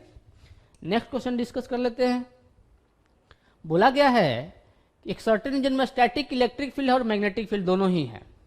मैग्नेटिक फील्ड दी गई है अपने को, बी की वैल्यू दी गई है अपने को, और एक टेस्ट चार्ज दिया गया है जो कि मूव कर रहा है इतनी वेलोसिटी से। ये वेलोसिटी दी गई है अपने को टेस्ट चार्ज की, और ये मैग्नेटिक फील्ड दी गई है। एक्सपीरियंसेज नो फोर्स, उसके ऊपर कोई भी फोर्स एक्ट नहीं हो। इसका मतलब नेट फोर्स जीरो है। नेट फोर्स जीरो है, एफ नेट जीरो है। कौन कौन से फोर्स लग रहे होंगे? एक तो इलेक्ट्रिकल फोर्स लग रहा होगा प्लस मैग्नेटिक फोर्स लग रहा होगा। ये दोनों मिलकर के जीरो होने चाहिए। ध्यान देंगे वेक्टर, सिंस अपने को वेक्टर फाइंड करने तो वेक्टर की इक्वेशन लिखनी पड़ेगी। दोनों वेक्टर इक्वल नहीं है, एक दूसरे के अपोजिट वेक्टर हैं। क्लियर? तो यहां से मैं लिख सकता हूं कि इलेक्ट्रिकल फोर्स कितनी? Q इंटू ई हो जाएगी, जबकि मैग्नेटिक फोर्स माइनस के साथ लिखेंगे इधर तो Q times of V cross B लिखेंगे। क्या? Q ने Q को खा गया तो कितनी आ जाएगी? अपने को क्या फाइंड करना है? इलेक्ट्रिक फील्ड की वेक्टर फाइंड करनी है। तो इलेक्ट्रिक फील्ड वेक्टर जो हो जाएगा माइनस के साथ velocity vector V not into 3 I cap minus J cap plus 2 K cap cross B vector. B vector कितना है? B not into I cap plus 2 J cap minus of 4 K cap. Cross product कर दिया जाए, minus of V not into B not. Cross product करने आएगा अपने को, cross product करने आएगा I cap J cap K cap. Velocity vector वाला पहले इसका टर्म है 3 माइनस 1 2 और 1 2 माइनस 4। सॉल्व कर लेते हैं इसको। कितनी वैल्यू आ जाएगी? देखो आई कैप कॉमन बचेगा क्या अपने पास? 4 माइनस 4। आई कैप का कोफिशिएंट नहीं होना चाहिए, इसका मतलब ये ऑप्शन नहीं होना चाहिए और साथ ही साथ ये वाला ऑप्शन भी नहीं होना चाहिए। क्लियर हो गया? Minus of J cap 3 into 4 minus 12 minus 2 plus के कैप 3 इंटू 2 6 प्लस 1। ऑप्शन क्या आ जाएगा? मल्टीप्लाई करेंगे तो 12 और 2 14 हो गया, तो 14 जे कैप प्लस 7 के कैप। ऐसा कोई ऑप्शन है क्या? Minus of V not B not. ध्यान देंगे, अगर आपने गलती से ये दोनों को इक्वल लिख दिया होता कि electric force equal to magnetic force, तो ऑप्शन सी आ जाता आपका, जबकि एक्चुअल ऑप्शन क्या होगी, करेक्ट ऑप्शन जो होगी वो डी ऑप्शन होगी। इसलिए ध्यान देंगे कि वेक्टर में लिख रहे हैं कि मैग्नीट्यूड। अभी तक हमने क्या किया था, जब वेलोसिटी फाइंड करनी होती थी डायरेक्टली हम लोग क्या लिखते थे, मैग्नेटिक फोर्स की मैग्नीट्यूड और इलेक्ट्रिक फोर्स की मैग्नीट्यूड इक्वल करते थे। लेकिन यहाँ पर वेक्टर फाइंड करनी है, इसलिए वेक्टर इक्वेशन लिखनी पड़ेगी कि नेट फोर्स का सम 0 होना चाहिए, तो इलेक्ट्रिक फोर्स जो हो जाएगी वो मैग्नेटिक फोर्स के मैग्नीट्यूड के इक्वल तो होगा, लेकिन उसका डायरेक्शन अपोजिट हो जाएगा, इसलिए माइनस साइन आएगा। क्लियर है? आगे और भी प्रॉब्लम डिस्कस करते हैं हम लोग। ओके, इस प्रॉब्लम बोला गया है कि एक मैग्नेटिक फील्ड दी गई और इसमें एक कंडक्टर को थिन मेटालिक शीट को मूव कराया जा रहा है। कितने स्पीड से, v स्पीड से मूव कराया जा रहा है। मैग्नेटिक फील्ड b दी गई है into the plane of the paper. If charge density are sigma 1 and sigma 2 are induced on the left and right surface. अगर यहाँ पर चार्ज डेंसिटी सिग्मा 1 हो जाए, यहाँ पर चार्ज डेंसिटी सिग्मा 2, इसका मतलब ये कैपेसिटर प्लेट की तरह इसको एज्यूम कर लेना है कि कैपेसिटर प्लेट जैसा है। तो इन दोनों पॉइंट के बीच की पोटेंशियल डिफरेंस कैलकुलेट करनी है या इलेक्ट्रिक फील्ड कैलकुलेट कर लेनी है। और इलेक्ट्रिक फील्ड से पोटेंशियल डिफरेंस मालूम हो जाएगी दोनों पॉइंट के बीच में, और इलेक्ट्रिक फील्ड से पोटेंशियल डिफरेंस मालूम हो जाएगी तो चार्ज की वैल्यू मालूम हो जाएगी, और चार्ज से सरफेस चार्ज डेंसिटी मालूम हो जाएगी। या अगर आपने इलेक्ट्रोमैग्नेटिक इंडक्शन थोड़ा बहुत भी याद है तो मैग्नेटिक फील्ड में इसको मूव करा रहे हैं, अगर ये सेपरेशन डी होती तो डायरेक्टली ही हम लोग मान सकते हैं कि ईएमएफ कितना इंड्यूस होगा। हम लोग इलेक्ट्रिक फील्ड से कैलकुलेट करते हैं। ध्यान दें कैसे कैलकुलेट करूंगा मैं, क्या करूंगा मैं, since magnetic field into the plane है, वोल्टेज इसकी वेलोसिटी इस डायरेक्शन में है, तो इलेक्ट्रिक फील्ड कहीं जनरेट होगी। कैसे जनरेट होगी electric field, E equal to V cross B, E equal to V cross B. ध्यान दे, वी क्रॉस बी यानी कि इलेक्ट्रिक फील्ड कहीं ऐसे हो गई, electric V cross B, B अंदर की तरफ है ना, V cross B, V cross B, ये पॉजिटिव टर्मिनल हो जाएगा, ये negative terminal V cross B से। अगर आपने इलेक्ट्रोमैग्नेटिक इंडक्शन पढ़ा है, मान लीजिए कि ये डिस्टेंस डी है, तो मैं बोल सकता हूं कि ईएमएफ कितना इंड्यूस होगी, ईएमएफ इंड्यूस्ड कितनी हो जाएगी, वो बी एल वी के इक्वल हो जाएगी। क्या, बी एल कितनी हो जाएगी, डी इंटू वेलोसिटी वी, इतनी ईएमएफ इंड्यूस होगी। तो कितना चार्ज आ जाएगा, क्यू की वैल्यू कितनी हो जाएगी, Q equal to C into V, C into E induced. Since capacitor plate है तो कैपेसिटेंस की वैल्यू को लिख सकते हैं एप्सिलॉन नॉट, सरफेस एरिया कुछ ए रही होगी डिवाइड बाय डिस्टेंस दोनों प्लेट के बीच की, डी हो जाएगी। और इंड्यूस्ड ईएमएफ कितना है, B into D into V, ये डी और ये डी गायब हो जाएगा। अपने को चार्ज मालूम हो जाएगी एक प्लेट के ऊपर, इस सरफेस के ऊपर कितनी चार्ज आएगी, दोनों को अलग अलग कंसिडर कर लिया है मैंने।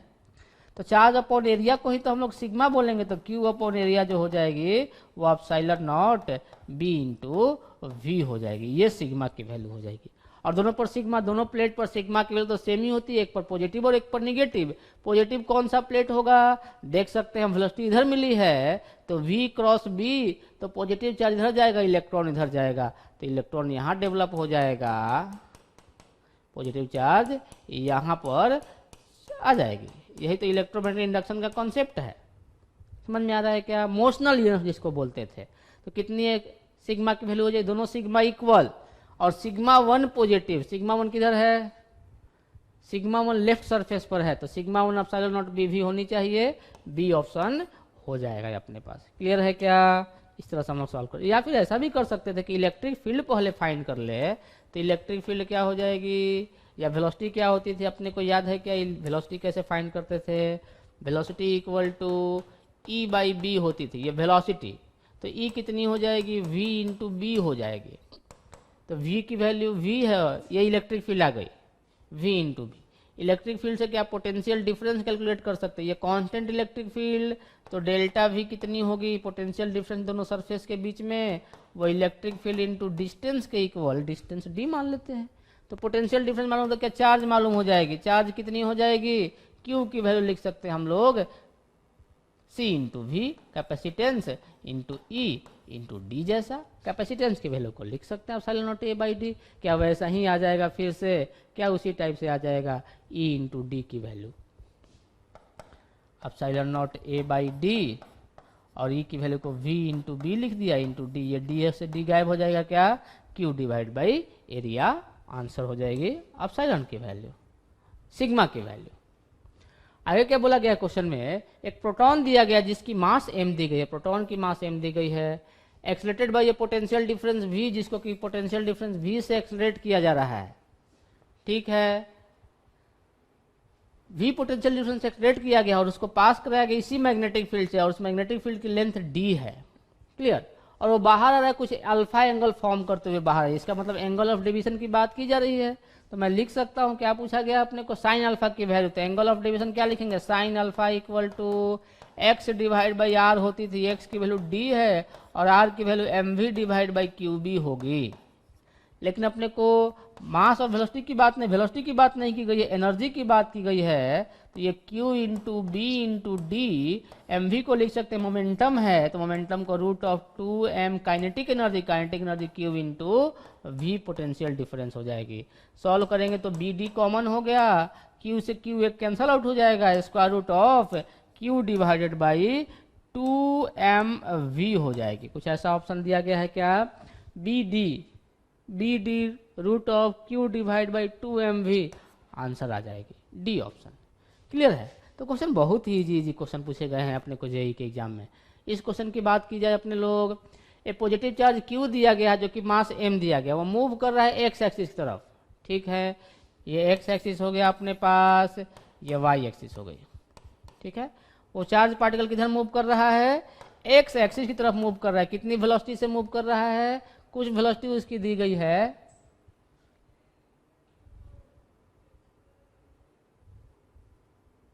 v वेलोसिटी, ऑप्शन जो दिया गया ऑप्शन में वेलोसिटी मेंशन किया गया, इसका मतलब वेलोसिटी देनी चाहिए थी अपने को, moving along the positive x axis with velocity v, ऐसा लिखना चाहिए, विथ वेलोसिटी v, क्योंकि ऑप्शन में तो v दी गई है, तो v आई कैप हो गया इसकी वेलोसिटी। अब इस चार्ज पार्टिकल को क्या करना है कि एक मैग्नेटिक फील्ड अप्लाई करके इस चार्ज पार्टिकल को कुछ टाइम डेल्टा टी तक मैग्नेटिक फील्ड अप्लाई किया, उस डेल्टा टी टाइम में चार्ज पार्टिकल जो है उसकी वेलोसिटी का डायरेक्शन रिवर्स कर देना है, वेलोसिटी का डायरेक्शन उसका रिवर्स कर देना है, और वो y एक्सिस को d डिस्टेंस पर क्रॉस कर जानी चाहिए, तो y एक्सिस को d डिस्टेंस पर क्रॉस करनी चाहिए, कुछ ऐसा पाथ फॉलो करना चाहिए, तभी उसका डायरेक्शन रिवर्स होगा, यानी कि उसका सेंटर कहीं यहाँ पर होना चाहिए, और ये वाली डिस्टेंस d दी गई है, और ये d किसके इक्वल होना चाहिए, 2r के इक्वल होना चाहिए, रेडियस का डबल होना चाहिए, डायमीटर हो जानी चाहिए, तभी वो रिवर्स करेगा डायरेक्शन को। तो d की वैल्यू मालूम हो गई 2r के इक्वल, और r mv by Q B होती है, तो d जो हो गई 2 टाइम्स ऑफ r की वैल्यू को पुट कर दिया mv divided by Q B. समझ में आ रहा है क्या, अपने को क्या फाइंड करनी है, मैग्नेटिक फील्ड कितनी अप्लाई करनी पड़ेगी, तो ये 2mv divided by Q D हो गई, ये मैग्नेटिक फील्ड अप्लाई करनी पड़ेगी।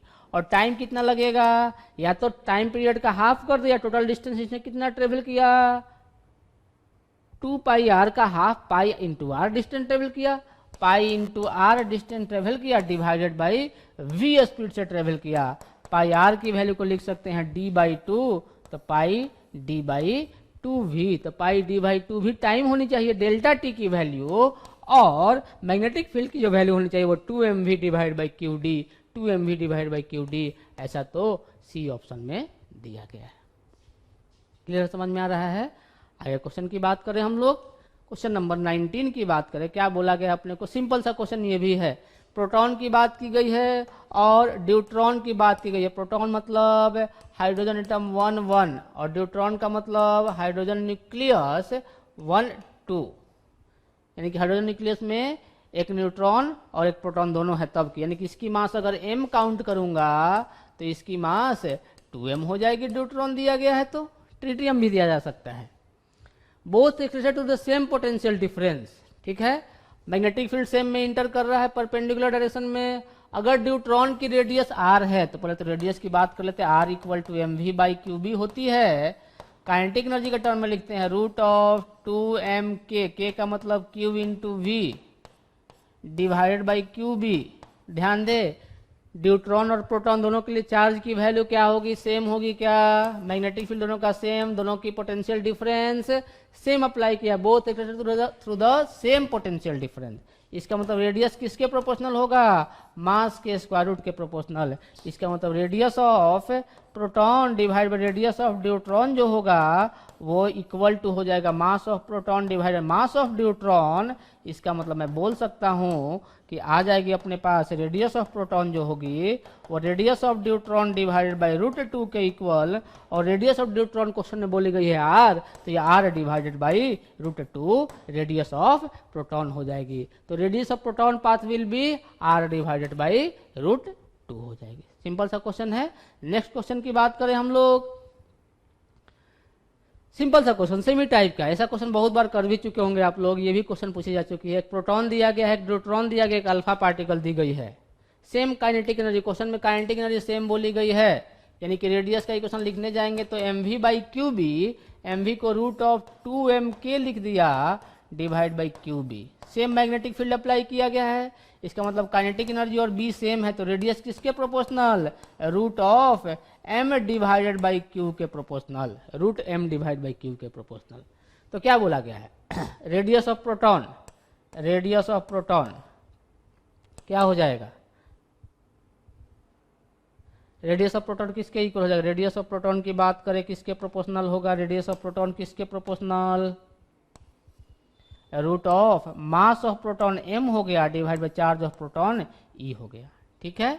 रेडियस ऑफ न्यूट्रॉन क्या लिखेंगे, रूट किसके प्रोपोर्शनल होगा, प्रोपोर्शनल की बात करेंगे, इक्वल नहीं, root of mass of proton, mass of neutron 2 times of mass, और चार्ज कितनी उसकी, तो e ही चार्ज होगी।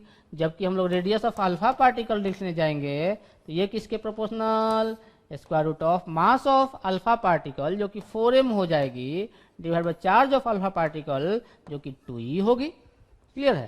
तो यहाँ से ये कैंसल आउट कर देगा क्या इसको, तो रेडियस ऑफ अल्फा पार्टिकल कितनी हो जाएगी, वो root of mass divided by E के, यानी कि अल्फा पार्टिकल और प्रोटॉन की रेडियस सेम होगी और न्यूट्रॉन की रेडियस ज्यादा होगी, तो बोल सकते हैं कि radius of neutron is greater than radius of proton equal to radius of alpha particle. ऐसा कोई दिया गया है क्या, radius of neutron is greater than radius of proton and radius of alpha particle, दोनों इक्वल, तीनों इक्वल नहीं है, तीनों में ऐसा रिलेशन भी नहीं होगा, अल्फा और न्यूट्रॉन का भी इक्वल नहीं है, यही दोनों इक्वल है और न्यूट्रॉन की ज्यादा है।